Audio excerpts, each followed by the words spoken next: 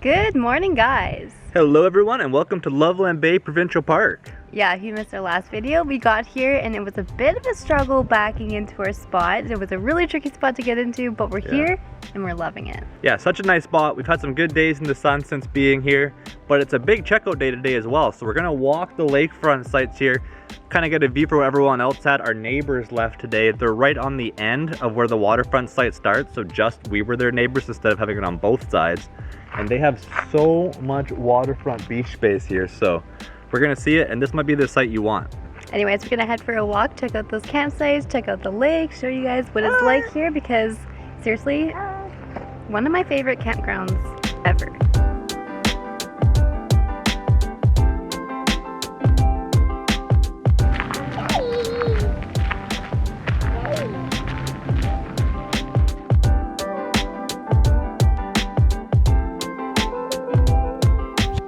All of the waterfront sites in this campground here have their own beach access, which is amazing. You get your private little beach here, and there's a whole bunch of shrubs and stuff that are growing like on the beach side in between each campsite. So it really is like your own private beach space, like a little small maybe, but you can't beat that. So we're just at this double down the road from us here now again. Huge pull in, nice and level, and we just noticed they've got this path right here down to the lake, which most of them do have, but looks phenomenal with a nice beach there. But also, they have a tent pad here and a path over there that trails down to a tent pad as well. So you can put your RVs up there, or even if you're bringing your car and gonna set up tents, you can still have all of that for your stuff, your sunshade, your picnic table covers, your cars, and then have your tents off the way, right looking at the lake. Loveland Bay Provincial Park. We had never even heard of it like we mentioned on the last video, and yet it's gotta be one of our top BC provincial parks out of all the ones we've ever been to.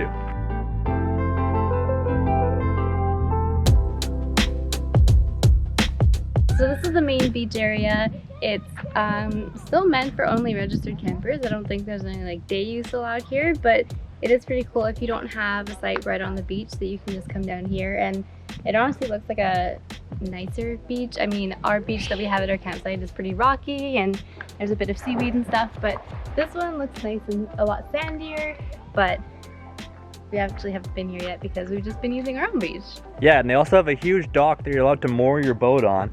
Over the weekend, everyone had their boats all lined up there. They have a parking up at the top where you can store your boat trailer and park it in an actual boat trailer parking spot. And this Loveland Bay is on the Campbell River. It's on Campbell Lake, mind you, which is right above the Elk Falls campground we stayed at last time. And it's actually a huge lake that spans up into Strathcona, so we can see snow-capped mountain ranges here during summer still as well. And the lake is just such a nice, fresh, mountain-feeling water, and yet it's still warm. It's not like it's just a small little lake that gets a bit swampy because it's stale. It's actually a part of a huge system. It is just amazing.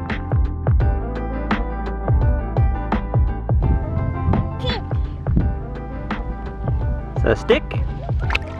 Careful.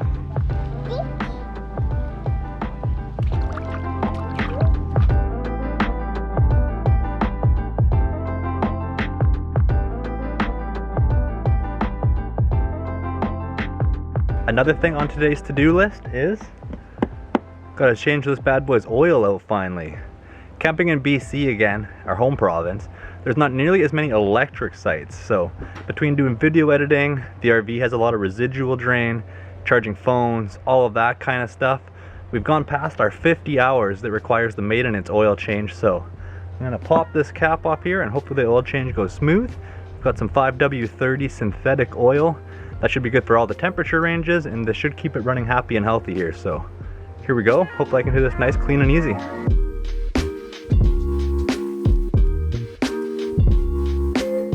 Unfortunately on this model, this is where you fill it and you also drain it. So we're gonna twist this open here, and then rather than having it pour out the bottom, which would be much more convenient, we're gonna take that out.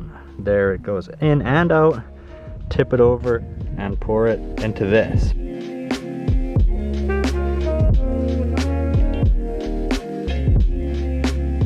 So as you can see, pretty dark and dirty, definitely due for a change. That was synthetic we already had in there, and it was like bright dark color. So that is now out. It takes about 400 milliliters of oil to fill it back up. So I'm gonna go grab that here now, pour her in, and then we'll run it a little bit later tonight when it's generator time again, and she should be a happy generator. On top of being close to the lake, it kind of feels like we have our own beach cabin here in the RV, but I haven't tried fishing here yet as well. Now that we're back in our home province, I bought my freshwater fishing license, and as you guys know, I haven't had a great lot of luck trying fishing over the years here, but I'm gonna go out there today, take the paddleboard out and try and fish off of the paddleboard because it's just such a beautiful sunny day. Chloe's going down for her nap right now, and it seems like a good time to get out on the water, so wish me luck here, and maybe I'll come back and inform you I have a fish. Okay, just before we take off here, got the paddleboard here, got a nice basic freshwater rod, nice reel. It's been a while since I've used it, but I think it's a 6 or 8 pound test line on it. Nice and light there. I'm gonna bring a fishing net because if we can find a trout a decent size, we'll try and keep it today. And bring the fish bonker as well I carved a nicer one once upon a time, but this was my first version of it. It's a little ugly, but should work if I need to use it in the end. Got the GoPro I'm gonna try and mount on the paddleboard. And my cell phone has got a 3 zipper lock little case here. Hopefully I don't lose any of this stuff in the water. I'm gonna try and tie it all together. A few little other lures to try out. I've got a rooster tail. I've got a worm with some hooks in it. I've got a deadly dick. Kind of sounds weird, right?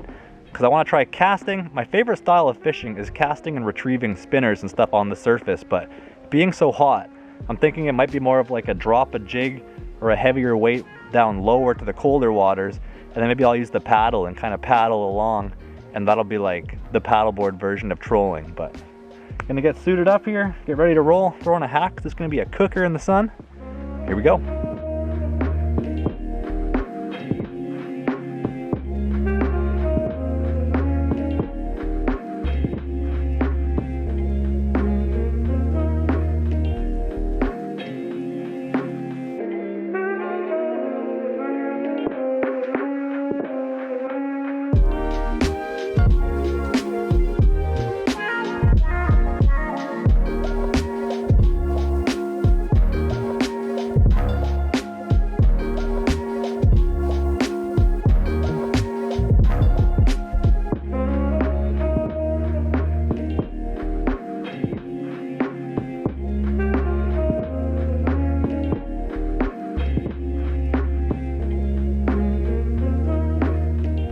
Oh, look who it is, Chloe.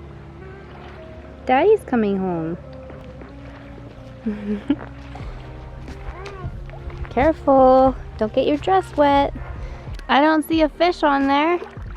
No. Oh. I did get one bite where it was like, whoa. You got a bite? But yeah, but then nothing since. Alright, so I've got my grill preheating here. Side note, the grill isn't exactly in like an optimal cooking spot. It's far away from my kitchen over there. I have to walk over the propane cord. But the reason it's set up like this is because it has the view of the lake there, which, I mean, I couldn't say no to that. That's a pretty nice view to have while you're cooking dinner. And dinner tonight is a really easy one. We're making some shrimp taco bowls with some cauliflower rice and some regular rice mixed in with a bunch of veggies and shrimp that's been marinating in some taco seasoning and stuff for a while. So really excited about eating this, but also excited about cooking it because it's so easy and super quick. So this is the rice cauliflower that I've been mixing into our fried rice dishes. I usually use like half and half rice, cauliflower, and rice and like mix it all together, fry it up, and you don't even notice that it's not only rice that you're eating. Especially when you get like sauce and like all the veggies and stuff mixed in. Luke doesn't even like cauliflower, and he said last time that I made it that he didn't even realize that there was any in it. It just tasted like rice. And so yeah, it's like a really good way to, don't lose your bottle. It's a really good way to get in some extra veggies and cut down on some more carbs and just throw in rice cauliflower. It'll work out.